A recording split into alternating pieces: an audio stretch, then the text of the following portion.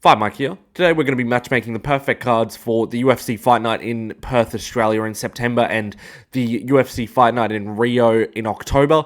Using fights that aren't too expensive, they're enjoyable high-level matchups, they work scheduling-wise, they're realistic within the UFC for a fight night, and they're not going to look like a beautiful pay-per-view card, but it's some good fights, and I think that they can actually make a bunch of these. Starting off with the main event of UFC Fight Night in Perth's RAC Arena, we've got Reyes versus Carlos Ulberg. I know that a lot of people think that this is going to be the Strickland versus Adesanya rematch card, but we're not going to continually force Strickland to come to Australia. I'm not behind that.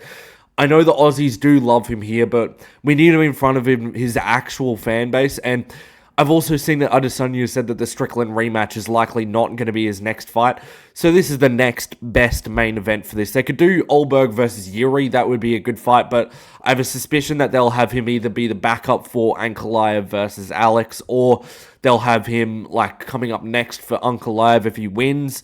I just don't think that they're going to match him up straight away, or they'll do Khalil when he's back from injury.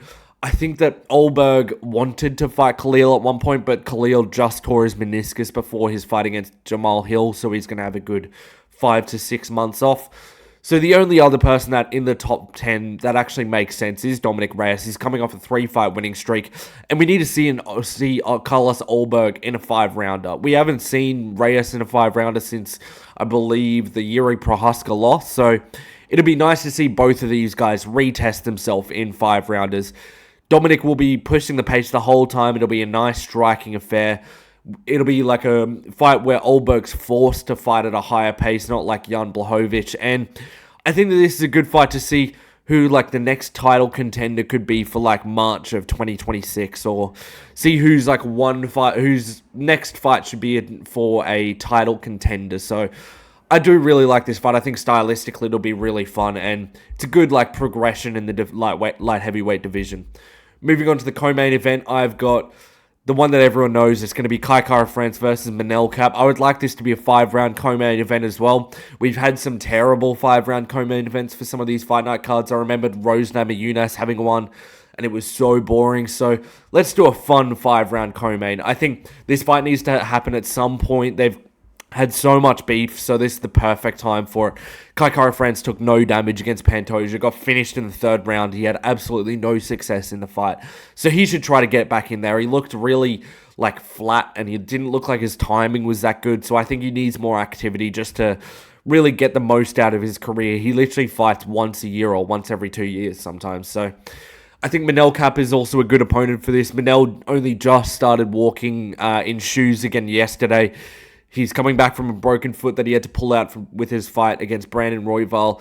But scheduling-wise, it's pretty tight to fit this in the time frame that we got, just because this is in September and Minnell probably broke his foot. I think it was in early June.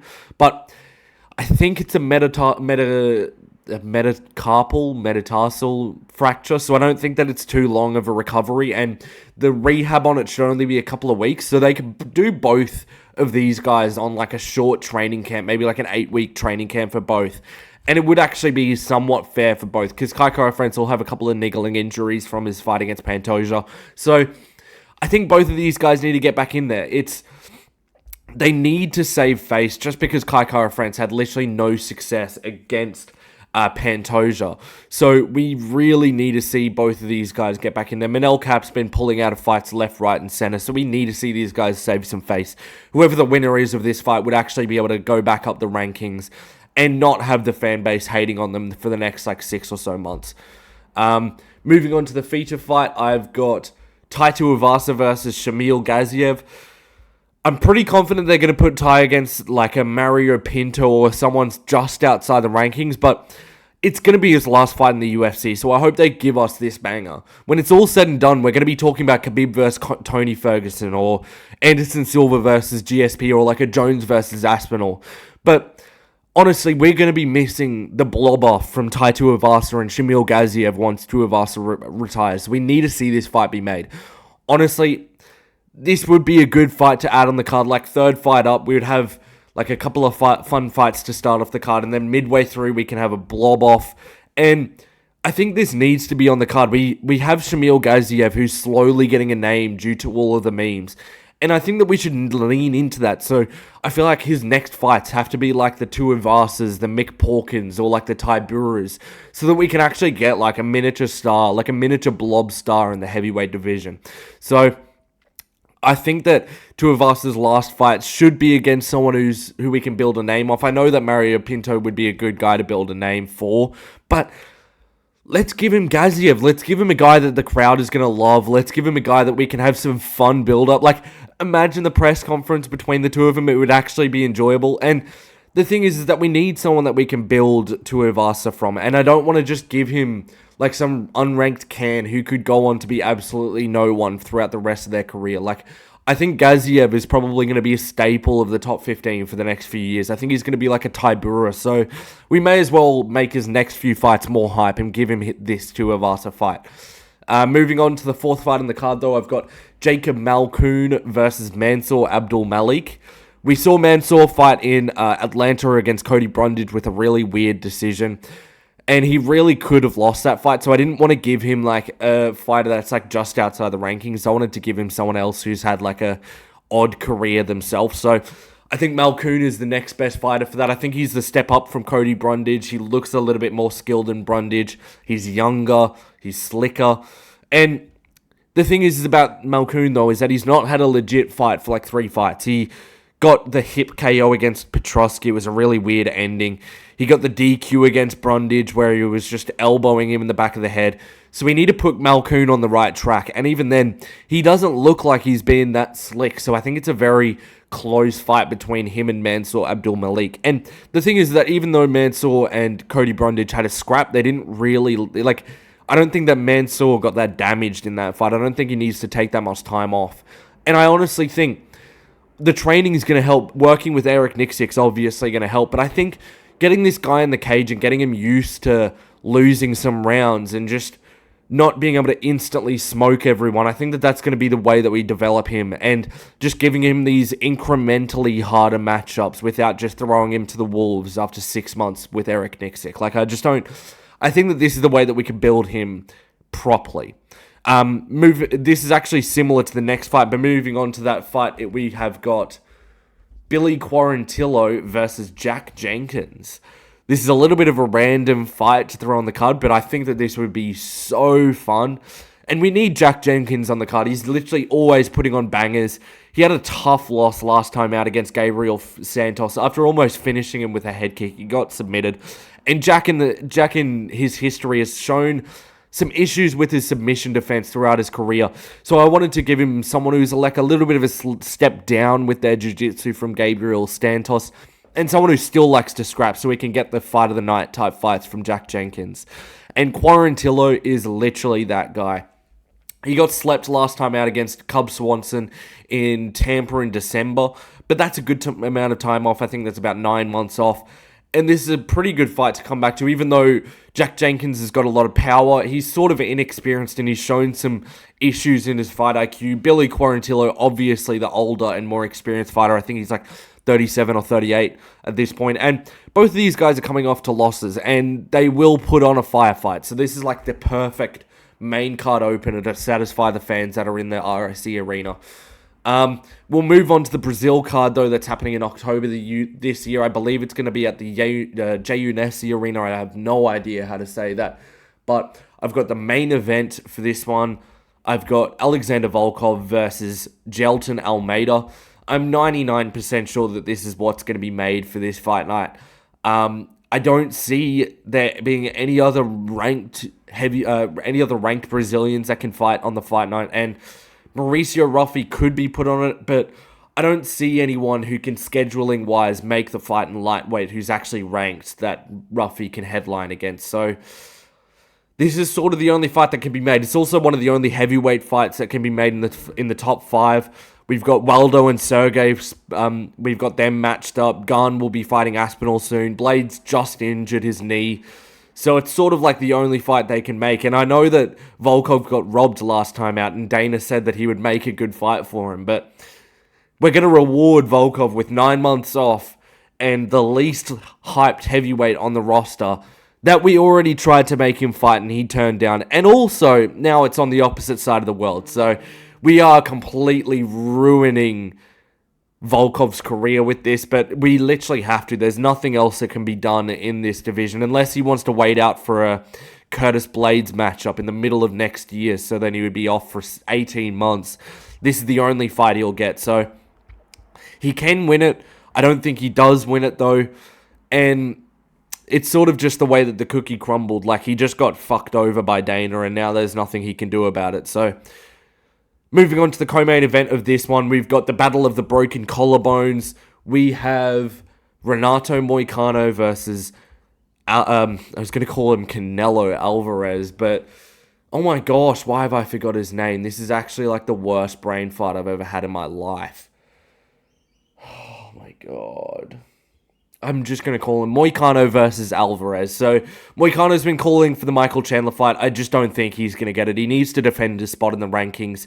And even though he's fought very recently, he literally took no damage and he needs to save face. So this is the perfect fight to give him. I think that Moicano's the sort of guy that he's got a big enough name, but not the biggest name, so it's not like they have to give him a ranked opponent. So I think that they're going to give him someone that can propel their own name off of him.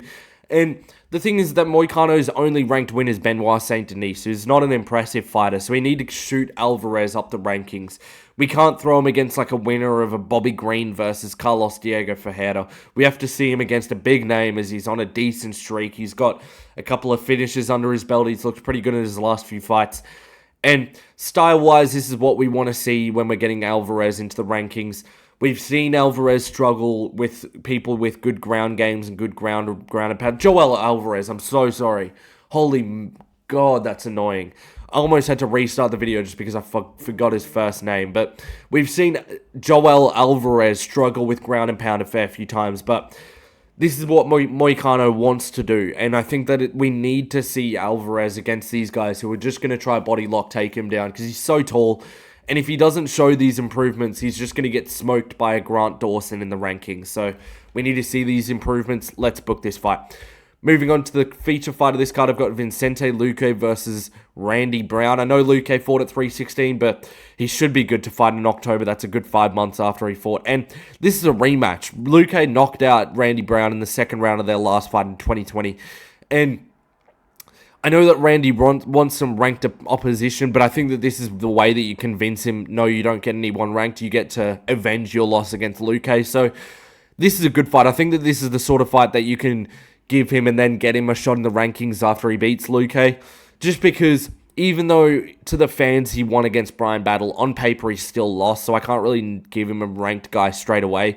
And even though Luque already fought a guy like Holland, a guy that's really slim, really difficult stylistically, I think that he'll be more prepared for Randy Brown's style, having had that fight against Kevin Holland. And the thing is that Browns looks like a much better fighter since 2020, so it's a good fight to run back. We should get this. Like, I know that Randy Brown's got a couple of losses on his record. I know he lost on Nico Price, which is a bad-looking loss, but we need to give him... We need to at least have him avenge one of these losses. He's going to be I think he's going to be a staple of the welterweight division, so we got to get him this loss back. So I think this is a good fight to run back, book it. Next fight, we've got Tatiana Suarez versus Amanda Lemos. This is a good WMMA fight.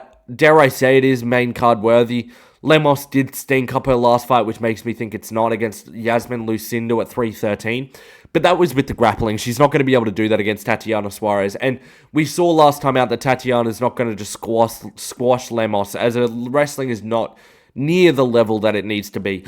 So it's a good test to come up against someone with good wrestling, to show that your level of credentials will actually transfer to MMA. And this will end up being a striking affair, I bet, with some pretty wild scrambles, so it will be a fun fight. And they could put this on the prelims, but I think it's interesting enough to throw on the main card. And I think it's pretty difficult to throw someone who just fought for a belt onto the prelims of a fight night. So this is a good fight. I hope they make this one. Moving on to the main card opener, we've got Raoni Barcelos versus Jonathan Martinez. These two guys are like on the opposite trajectory, and I think that they're sort of meeting at the 20 to 25 spot of the unranked area.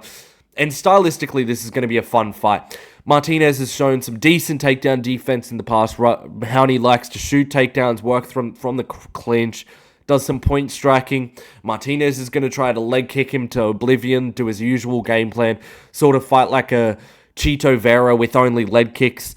So I think it's just going to be like a decent stylistic matchup. And I'm also made this just because they're meeting at the same point, and if Barcelos wins this, he can get a shot back into the rankings. So I think that this is a good fight.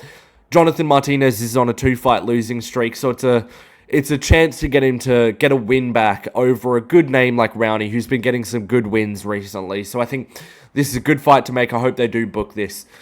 These are all the matchups I wanted to make for that Brazil Rio de Janeiro card in the Yaunesi Arena and the RAC Arena in Perth. Let me know what you think of the matchups in the comment section below. If you enjoyed the video, as always, like and subscribe, and I'll catch you in the next video. Peace.